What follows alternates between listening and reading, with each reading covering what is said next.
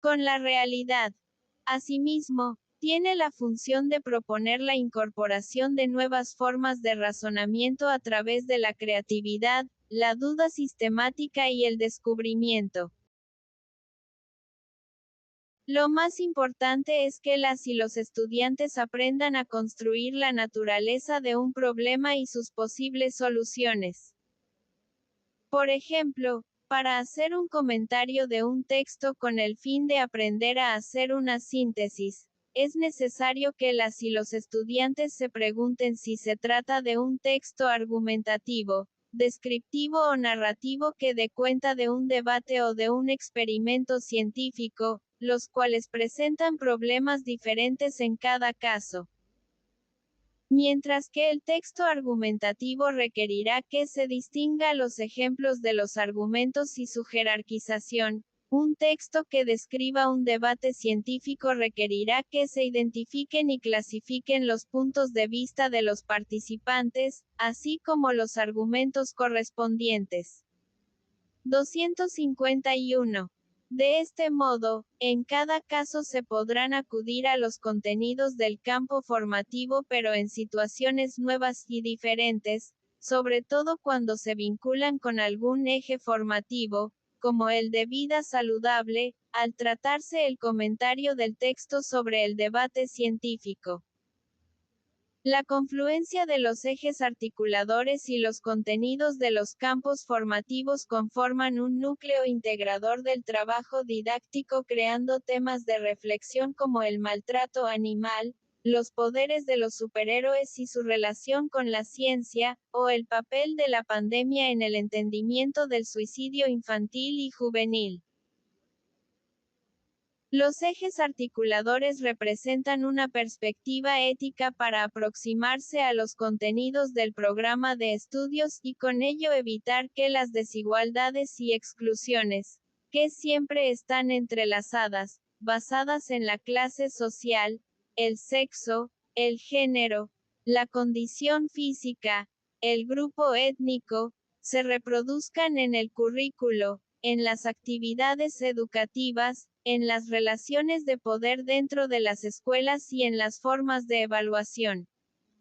El planteamiento curricular de la educación preescolar, primaria y secundaria se estructura a partir de 7 ejes articuladores que refieren a temáticas de relevancia social que pueden abordarse en más de un campo formativo y con los contenidos específicos de cada fase, grado, nivel y modalidad educativa.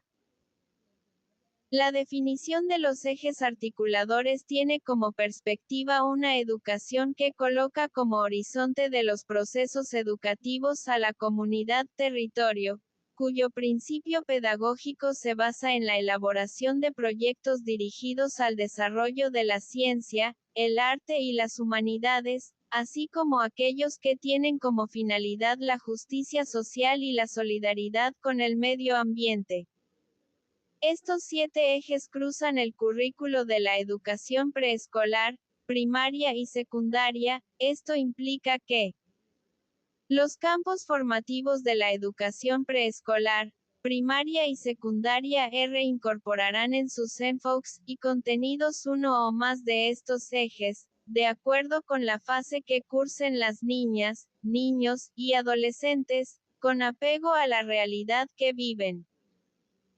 La pertinencia de trabajar uno u otro eje articulador en conjunción con ciertos contenidos lo deciden las maestras y los maestros de acuerdo con sus saberes y experiencias pedagógicas, sociales, culturales y comunitarias, de modo que lo establecido en el currículo sea la base para el magisterio y el estudiantado.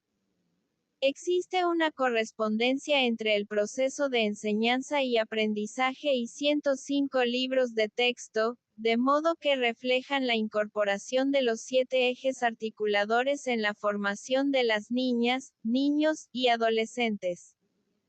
8.1. 1. Inclusión. Establecer este eje articulador de carácter decolonial sugiere desarrollar procesos formativos y relaciones pedagógicas que permitan comprender, durante la educación preescolar, primaria y secundaria, la lógica colonial que opera en nuestra experiencia humana cotidiana.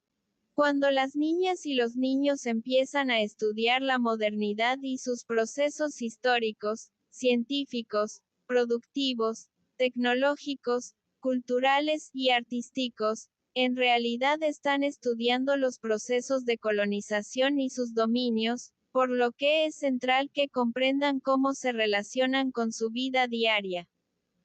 Esta lógica colonial funciona en por lo menos 4 dominios que hemos aprendido en todas las experiencias educativas formales, no formales e informales 253, y comprenden el dominio económico como la apropiación de la tierra y la explotación humana.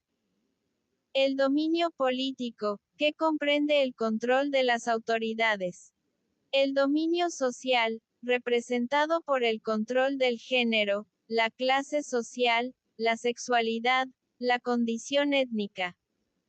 El dominio epistémico, dedicado al control del conocimiento y las subjetividades.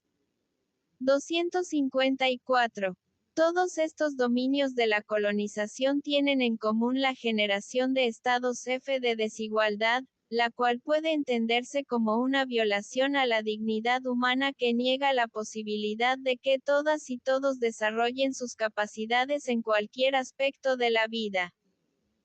La desigualdad se expresa en la imposibilidad de ingresar a la escuela o concluir las trayectorias formativas, en el deterioro de la salud y muerte prematura, la exclusión del conocimiento o la vida social, discriminación, humillación, falta de oportunidades, estrés e inseguridad. 255. Después de la pandemia del virus SARS-CoV-2, fue evidente que, por un lado, se ha invisibilizado a los distintos grupos de la población que históricamente han vivido en estados de desigualdad, por el otro, ha quedado claro que la matriz moderna de las desigualdades está ubicada en el espacio social. 256. Los territorios más desatendidos por el Estado y la sociedad están habitados por personas en donde se expresan las principales desigualdades y exclusiones cruzadas en la forma de pobreza, explotación del medio ambiente, epistemicidio de las comunidades indígena y afromexicanas, violencia hacia las mujeres y expulsión escolar. Es fundamental ir más allá de la idea de que la inclusión se reduce a incorporar a los grupos de la sociedad a la escuela, lo cual es muy importante, pero no es suficiente. Pensar la inclusión desde una perspectiva decolonial implica que los niños, niñas y adolescentes se formen en espacios educativos en los que sean conscientes de que si falta una o uno por motivos de clase, sexo, género, etnia, lengua, cultura, capacidad, condición migratoria o religión, entonces no están incluidos todos ni todas. 257. Se trata de que la escuela construya una perspectiva comunitaria en donde las acciones individuales y colectivas en zonas urbanas y rurales con el acompañamiento de las familias. Las reuniones de consejo técnico escolar. El trabajo colegiado de las maestras y los maestros. El uso de los espacios escolares empezando por el aula, talleres y laboratorios, así como las relaciones pedagógicas estén enfocadas en la inclusión. 258. Es fundamental enseñar a las niñas y los niños que viven en un mundo global que conecta, comunica y moviliza a los seres humanos a través de flujos de información, personas, culturas, economías y tecnologías, las cuales, en conjunto, conforman una gran red conocida como globalización que, si bien trae beneficios, tiene como principios la colonización y la mercantilización de la vida. 259. Desde una perspectiva decolonial de la inclusión, es imprescindible que las y los estudiantes de educación preescolar, primaria y secundaria sean conscientes de que viven en un mundo globalizado que no logra ser para todos, sobre todo después de lo que puso en evidencia la pandemia del virus SARS-CoV-2. Tienen acceso a él, aquellas y aquellos que cuentan con los recursos económicos, tecnológicos, relaciones sociales y acceso a bienes culturales y educativos para hacerlo.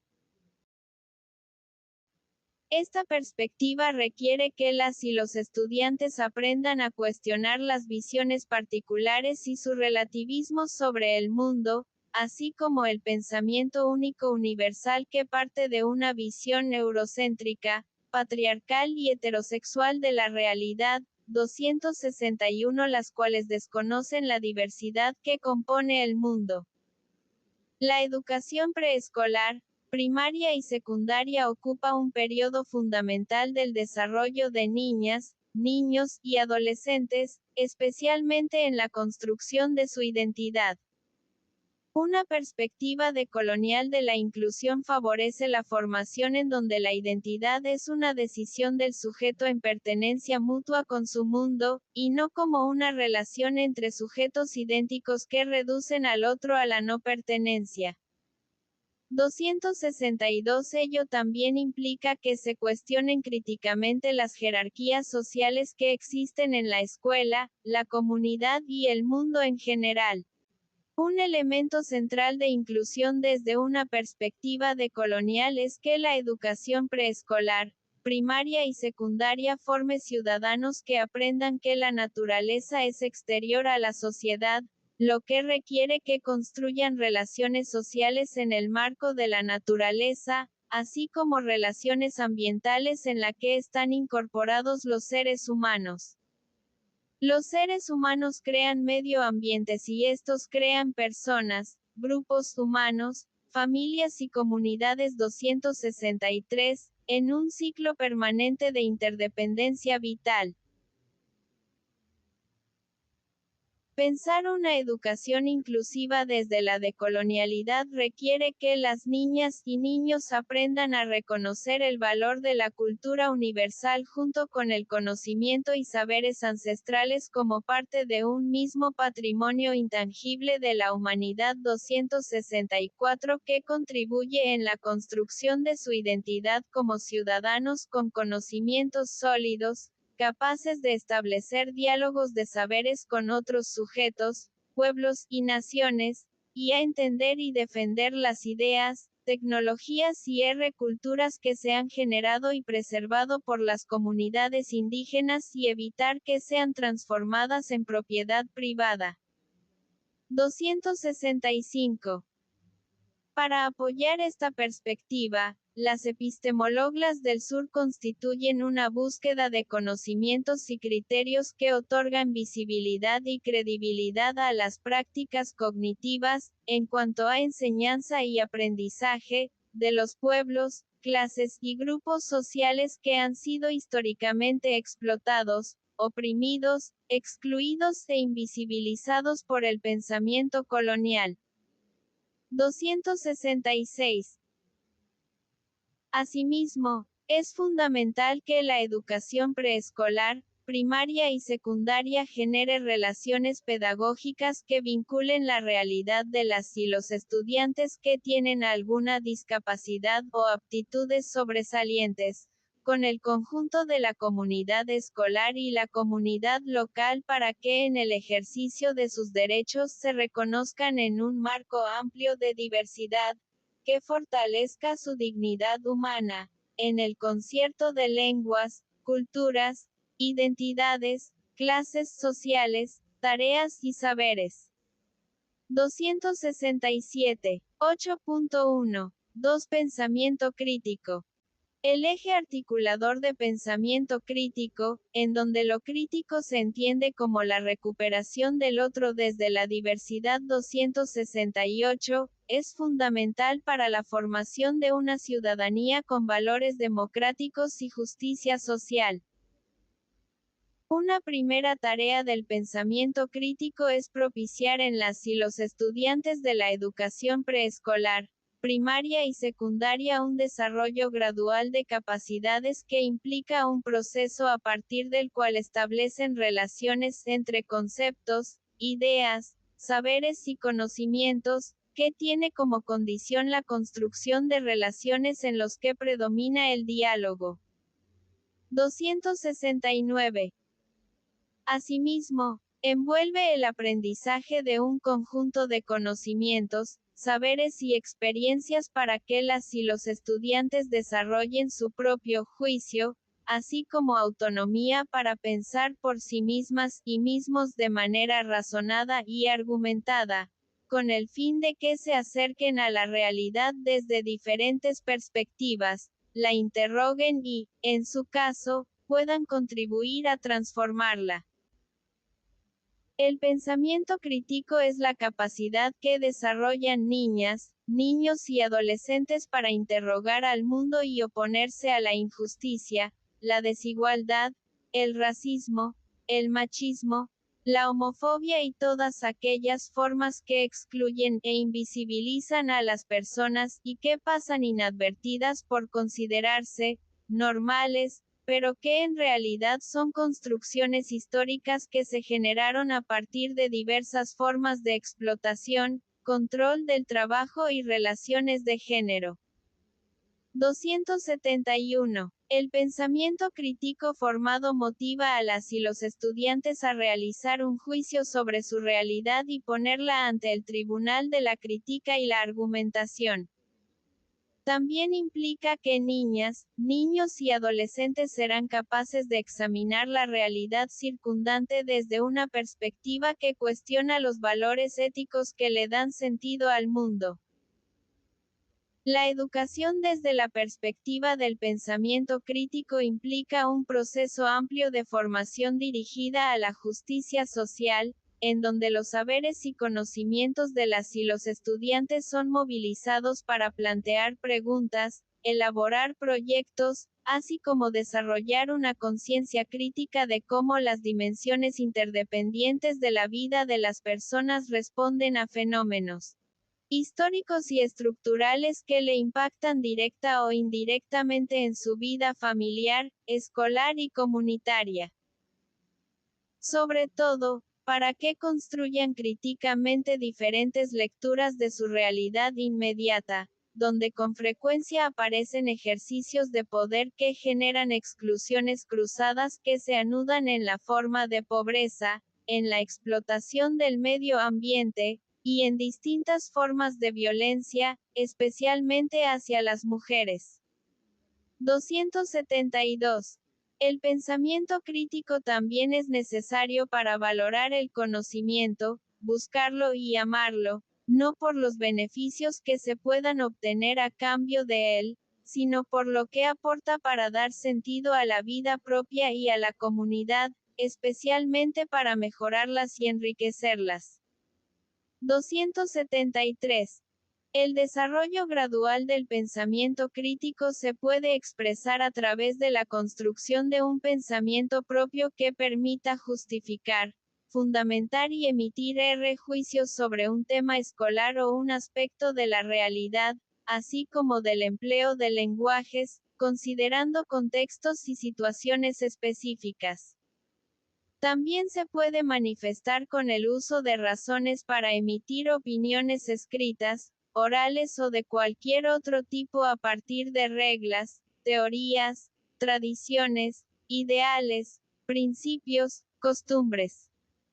Con el desarrollo de razonamientos fundamentados de manera lógica, coherente y clara. Y con la sensibilidad a las condiciones y circunstancias específicas del contexto para desarrollar proyectos, ensayos o hipótesis. De la misma forma, se puede expresar con el desarrollo de la curiosidad para elaborar hipótesis y establecer vínculos. En estas condiciones, niñas, niños y adolescentes aprenden a interrogar, explicar y prever hechos cotidianos en la escuela y la comunidad, razonamiento deductivo e inductivo, distinguiendo causas y efectos de diversos fenómenos, así como formulando y explicando problemas con distinto grado de complejidad. De igual forma, ponen en práctica la capacidad de búsqueda, selección, organización y presentación de distintos tipos de información, que les facilite relacionar conceptos, establecer principios, criterios, y formular argumentos y explicaciones, tanto para asuntos académicos como de su vida cotidiana. Finalmente, se puede expresar con la necesidad de comprender la realidad del otro como principio ético de una relación en su diversidad. Comparando situaciones análogas para transferir lo aprendido a otros contextos, leyendo de manera crítica, analizando y aclarando textos, así como profundizando en sus múltiples interpretaciones. 274. 8.1. 3. Interculturalidad crítica. Este eje articulador parte de que las culturas son matrices dinámicas y complejas de producción de imaginación, creencia, comprensión, interpretación y acción que las personas y los grupos construyen e interiorizan para dar sentido y razón a su vida, a su comunidad y a los contextos geográficos y sociales en que habitan. Las culturas generan tipos específicos de subjetividad, formas originales de ser humano, que a su vez producen, crean y recrean esas mismas culturas. 275. La interculturalidad se refiere a sujetos, comunidades e identidades lingüísticas, culturales, sociales y territoriales en su diversidad, que interactúan, dialogan, se interpelan y producen entre sí diferentes realidades en un marco de relaciones asimétricas.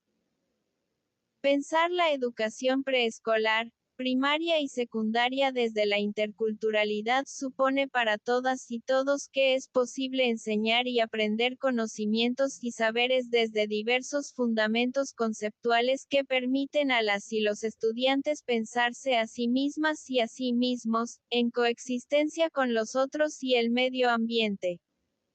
276. En este sentido, el Estado se erige como el responsable social, político y jurídico que garantiza la igualdad de derechos, favorece la creación de espacios para diversas epistemologías, así como el reconocimiento de que son las comunidades indígena y afromexicanas la matriz epistémica de la diversidad nacional, y que es favorable su encuentro con otras epistemologías, a partir de un diálogo de saberes para intercambiar experiencias, saberes y conocimientos desde las ciencias, las artes, la literatura, la historia y la vida cotidiana de diferentes culturas, en el ámbito local, regional, nacional e internacional.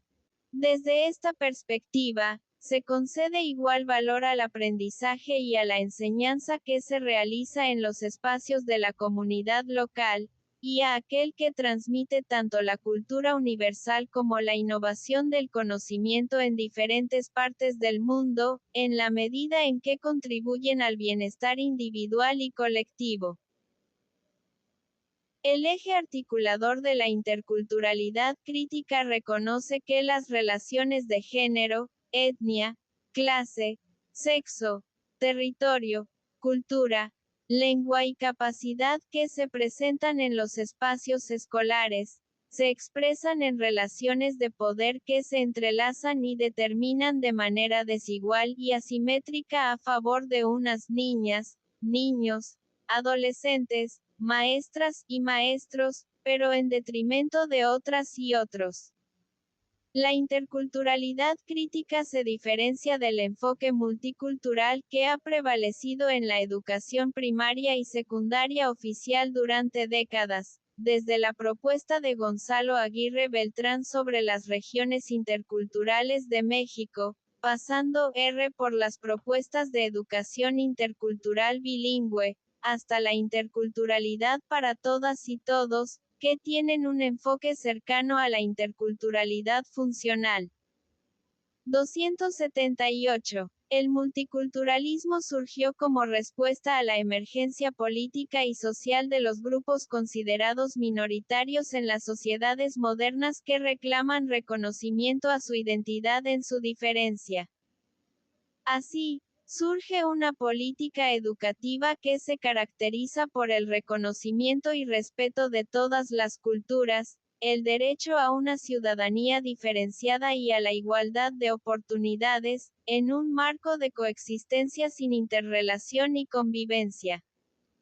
El multiculturalismo es un racismo que mantiene las diferencias desde una distancia asentada en el privilegio de su posición universal. La escuela es la que se adjudica el derecho a reconocer a niñas, niños y adolescentes de otras culturas para mantener la coexistencia de los distintos modos de vida cultural que exige la globalización. La globalización es presentada como un conjunto de procesos económicos, innovación tecnológica, flujos de personas, información y capitales ligados al conocimiento. Da la idea de un mundo en expansión que se recrea permanentemente y avanza hacia nuevas fronteras del saber y el universo. Sin embargo, esta perspectiva de la globalización es despojada de la dimensión política que posibilita la incursión de la diversidad en el espacio público. 279. Es decir, se apela al reconocimiento de las diferencias, pero no se incluyen sus saberes en los programas de estudio y en los modelos educativos, de forma que ciencias como la química, las matemáticas, la lengua y la historia sean reflexionadas desde las perspectivas de los pueblos indígenas y afrodescendientes, tomando en cuenta también a las colectividades de género y sexo, para mantener la distancia metodológica y epistémica en el currículo, la enseñanza, el aprendizaje y la vida escolar en su conjunto. En el mejor de los casos se conceden espacios en el mapa curricular para las lenguas originarias o licencias para la elaboración de materiales didácticos regionales.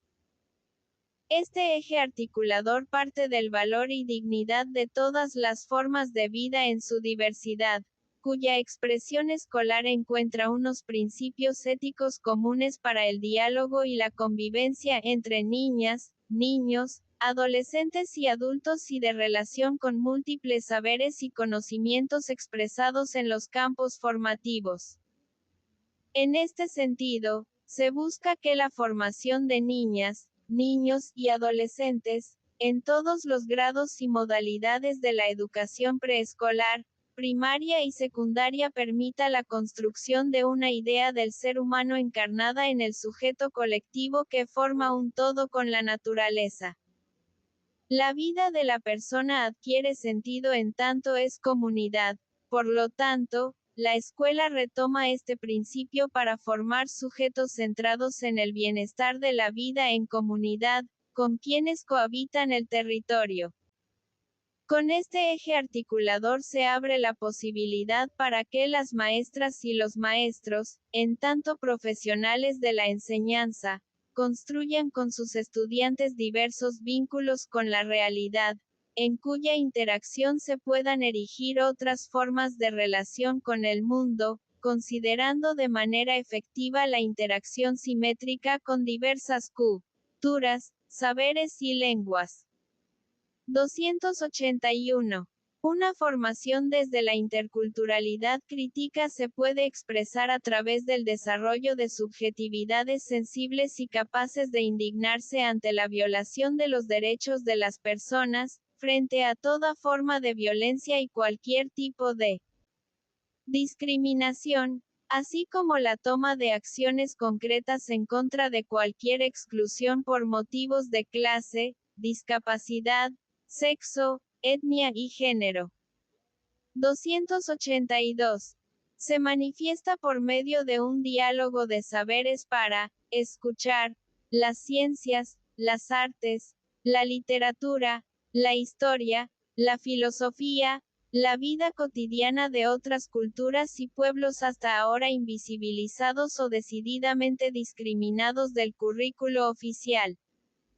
Esto supone la construcción de didácticas que visibilicen las contribuciones, las historias y las representaciones simbólicas y materiales de los pueblos y grupos excluidos de la educación impartida por el Estado. Por otra parte, se puede desarrollar una ética de diálogo cimentada en valores como la reciprocidad, el reconocimiento, el respeto y la interacción con el otro en su diversidad. En la justicia social, la libertad creativa y la solidaridad.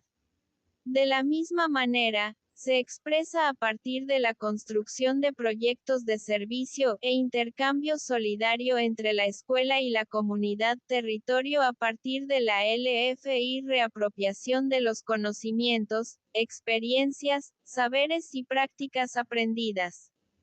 Durante los procesos formativos, dentro y fuera del espacio escolar. Puede centrarse en la formación de ciudadanas y ciudadanos de una democracia intercultural que articule tanto las formas occidentales como las indígenas de participación. El voto como la asamblea para reivindicar los derechos colectivos de los pueblos. 283 También en la construcción de interacciones cognitivas, simbólicas, y prácticas con personas con diversos conocimientos, para construir un diálogo de saberes que involucra a la ciencia occidental, los pueblos indígenas, campesinos y afrodescendientes, mismo que se fundamenta en relaciones de respeto y horizontalidad.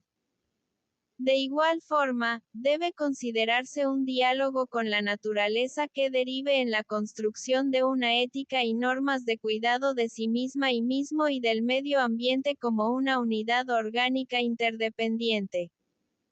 8.1. 4. Igualdad de género. Un principio fundamental de la ciudadanía democrática es el reconocimiento de que las mujeres y los hombres son iguales en derechos, con capacidad de decisión, acción y autonomía para construir su vida con pleno uso de sus libertades.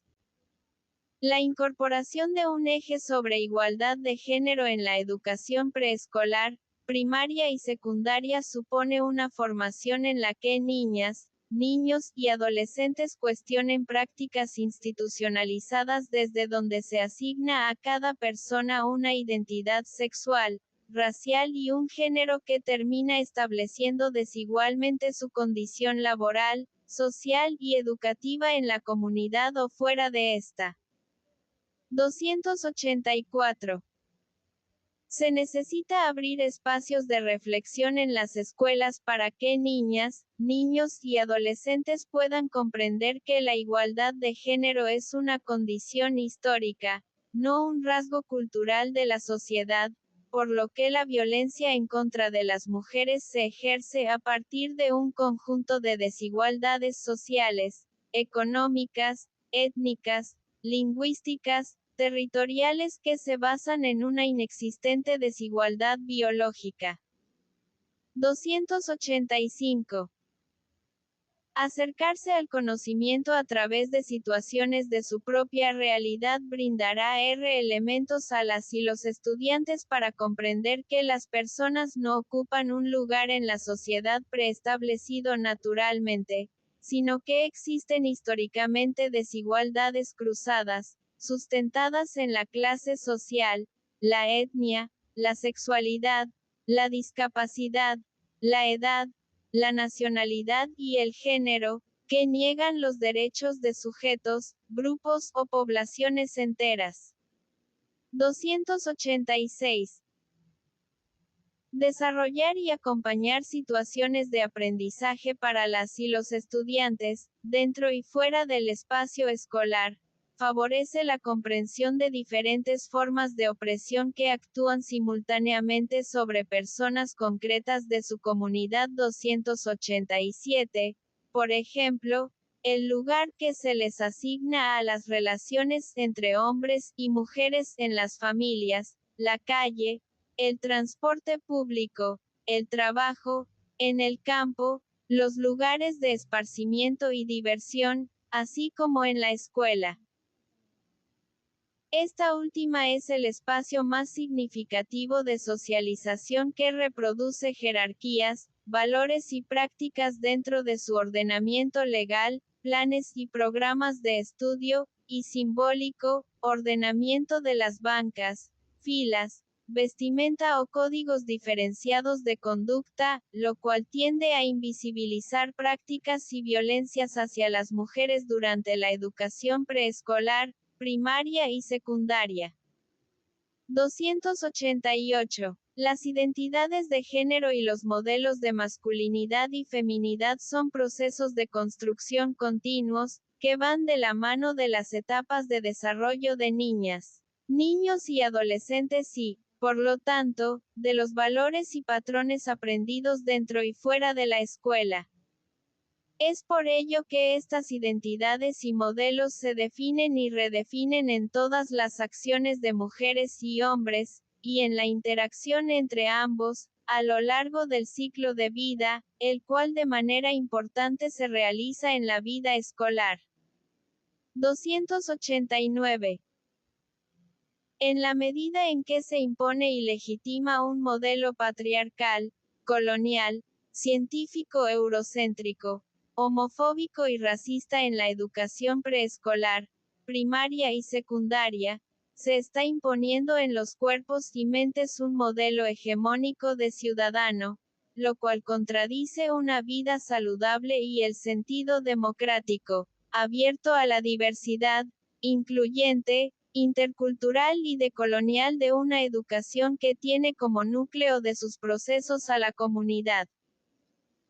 Una expresión palpable de la lógica patriarcal en la educación preescolar, primaria y secundaria es la prominencia de un lenguaje bélico que refuerza el aprendizaje de la violencia que se expresa contra las mujeres pero que también adquiere connotaciones discriminatorias entre los propios niños y niñas en el espacio escolar y comunitario.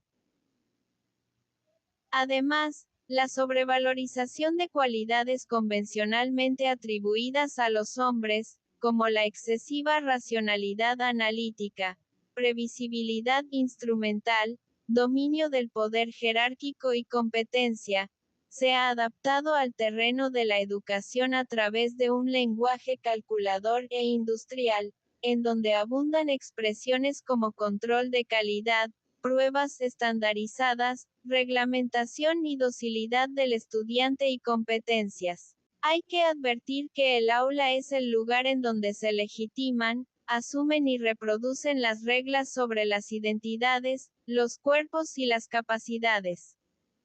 Sobre todo, es el espacio en donde se perpetúa la organización social que existe fuera de la escuela, donde se construye la normalidad del patriarcado y el machismo. Sin embargo, es en la escuela también donde, durante las primeras etapas de desarrollo se normalizan los mandatos de género y sexualidad.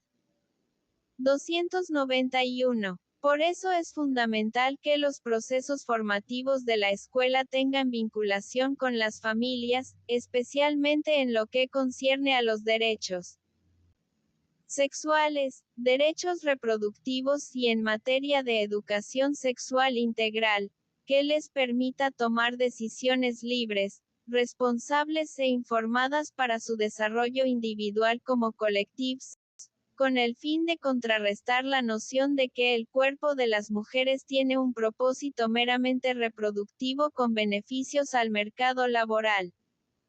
293. Un papel central de los derechos sexuales es su relación con la comunidad, ya que el estudio de diferentes temas en situaciones de aprendizaje concretas favorece la construcción de otra manera de vivir la masculinidad, así como las relaciones de pareja, diversas e igualitarias, que posibiliten la erradicación de la violencia de género, así como la construcción de identidades de personas homosexuales, lesbianas, bisexuales, transgénero, transexuales, intersexuales y queer, que sean visibles y ejerzan efectivamente sus derechos en la vida pública y privada. 294. En la escuela, al igual que en la comunidad, se ejercen violencias de género, lo cual reproduce prácticas pedagógicas desiguales, y coloca a niñas, niños y jóvenes en desventaja con respecto al ingreso, la participación, el aprendizaje, la adaptación escolar. 295, la apropiación de contenidos de planes de estudio normativamente masculinos, el rendimiento académico y las expectativas de futuro. Es importante destacar que estas prácticas afectan también a los niños, adolescentes y hombres que ven limitado su desarrollo integral a causa de la imposición de estos mandatos de género. No hay que pasar por alto que existe una relación entre diferentes formas de opresión y exclusión sustentadas en la clase social, la raza, la identidad sexual y el género que juegan en conjunto, de acuerdo con las condiciones históricas, sociales, culturales, territoriales y económicas en donde se inscriben las escuelas. 296. Con esto en mente, se deben replantear los valores, creencias y prácticas en el perfil de egreso de la educación preescolar, primaria y secundaria, para incrementar la participación de la mujer en la sociedad y no reducirla al cumplimiento de parámetros institucionales de rendimiento y productividad establecidos por la sociedad patriarcal tradicional. Es desde este perfil predominantemente patriarcal donde se establecen valores para la educación en todos sus niveles. El salón de clases y los espacios educativos no formales, territorializando las formas de relación machistas en donde se establecen normas sexuales y de género que determinan quiénes van a ser reconocibles y legibles para los demás y quiénes no. 297. Ahí la importancia de establecer un eje articulador de igualdad de género que visibilice los intereses, necesidades y prioridades de las niñas de la misma manera que son considerados los niños, a partir de la diversidad de los grupos de mujeres y hombres en la sociedad. Este eje propicia un replanteamiento de los contenidos de las ciencias y humanidades en los que prevalecen paradigmas de verdad y universalización que desconocen la igualdad entre hombres y mujeres, sobre todo niñas y adolescentes en pobreza, indígenas y afrodescendientes. También plantea que se resignifiquen los valores, creencias y prácticas que 1. Reducen la participación de la mujer en la sociedad al cumplimiento de parámetros institucionales de rendimiento y productividad establecidos por la sociedad patriarcal tradicional y 2. Favorecen la violencia contra las mujeres y otras identidades no apegadas al modelo predominante masculino, lo que obstaculiza las trayectorias educativas, el desarrollo integral y las expectativas de futuro de las niñas. En este sentido, el replanteamiento que plantea este eje implica la transformación de los principios filosóficos, culturales, éticos y sociales de la educación preescolar, primaria y secundaria, en todos sus grados y modalidades, para no reproducir los modelos y patrones de desigualdad, violencia y discriminación hacia las niñas y adolescentes que cursan dichos niveles educativos. Se puede identificar, cuestionar y valorar la discriminación, desigualdad y exclusión de las niñas, adolescentes y mujeres adultas en los contenidos curriculares, los procesos de enseñanza y aprendizaje y las formas de evaluación, que se han justificado históricamente con base en las diferencias biológicas entre mujeres y hombres. También es insoslayable crear las condiciones de cambio que permitan